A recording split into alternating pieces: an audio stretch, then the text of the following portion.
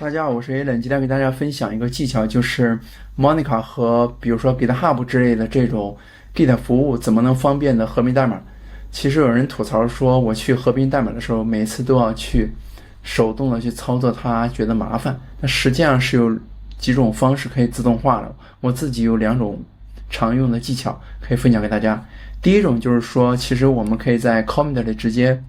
发起一个指令，比如说合并。那么实际上这个 AI 就会去解析这个命令，知道什么意思，去合并就好了。当然这个背后其实是在我们的那个智能体里面提示词，就是对于这个 AI 的提示词里，大家可以写一句话，就是说比如说 comment 了我提示了这个合并，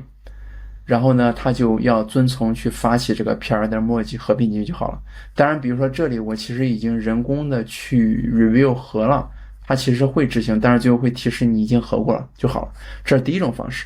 第二种方式呢，就是我们可以做一个这个叫 label 管理，比如说这个标签我们可以加一个免测。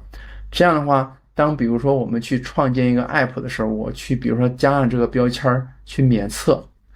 然后它就去帮忙直接合，而不是再去征询你的意见了。当然这个背后也是要在智能体提示词里进行一定的编写就好了。